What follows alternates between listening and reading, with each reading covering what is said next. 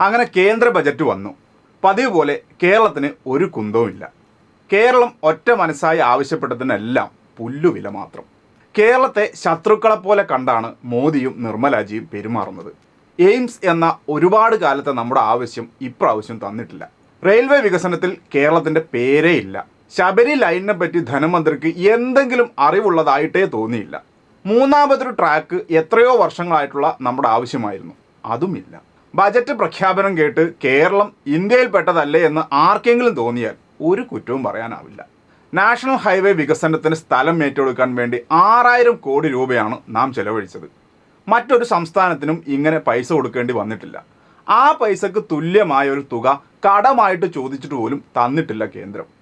രാജ്യത്തിന് തന്നെ അഭിമാനമായ നമ്മുടെ വിഴിഞ്ഞം തുറമുഖത്തിന് ഒരു നയാ പൈസയുടെ സഹായമില്ല.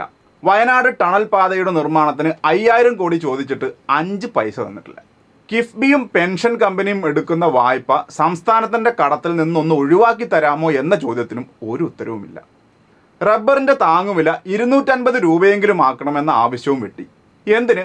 അംഗനവാടി ആശാ വർക്കേഴ്സിനുള്ള ഓണറേറിയം കൂട്ടണമെന്ന ആവശ്യം പോലും തള്ളിക്കളഞ്ഞു. നമ്മളെ കണക്കിന് ചാമ്പിയെങ്കിലും സ്വന്തക്കാർക്ക് വാരിക്കോരി കൊടുത്തിട്ടുണ്ട് കേന്ദ്രം. സമ്പൂർണ്ണ ബജറ്റ് പ്രഖ്യാപിച്ചത് തന്നെ സഖ്യകക്ഷികളായ നിതീഷ് കുമാറിനെയും ചന്ദ്രബാബു നായിഡുവിനെയും സുഖിപ്പിക്കാനാണ്. ബീഹാറിനും ആന്ധ്രക്കും പാക്കേജുകളുടെ ഒരു ആറാട്ട് തന്നെ നടത്തിയിട്ടുണ്ട് നിർമ്മലാജി. ഇല്ലെങ്കിൽ പണി പാലും വെള്ളത്തിൽ കിട്ടുമെന്ന് ജിക്ക് അറിയാം. ബീഹാറിൽ ദേശീയപാത വികസനത്തിന് 26,000 കോടിയാണ് കൊടുക്കുന്നത്.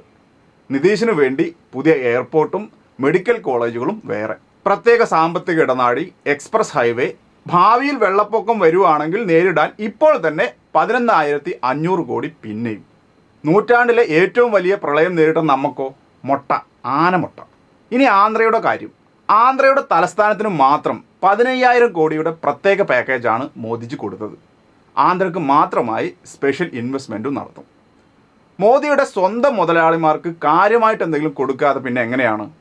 അതുകൊണ്ട് തന്നെ പട്ടിണി പാവങ്ങളായ കുത്തകളുടെ നികുതി അവർ പറഞ്ഞ പോലെ കുറച്ച് കൊടുത്തിട്ടുണ്ട് നമ്മുടെ നിർമ്മലാജി. ഇതിപ്പോൾ വന്ന് BJPയുടെ സ്വന്തക്കാർക്ക് രാജ്യത്തിൻ്റെ നികുതി പണം വീതിക്കുന്ന ഒരു ഏർപ്പാടായി മാറിയിട്ടുണ്ട് നമ്മുടെ ബജറ്റ് അവതരണം.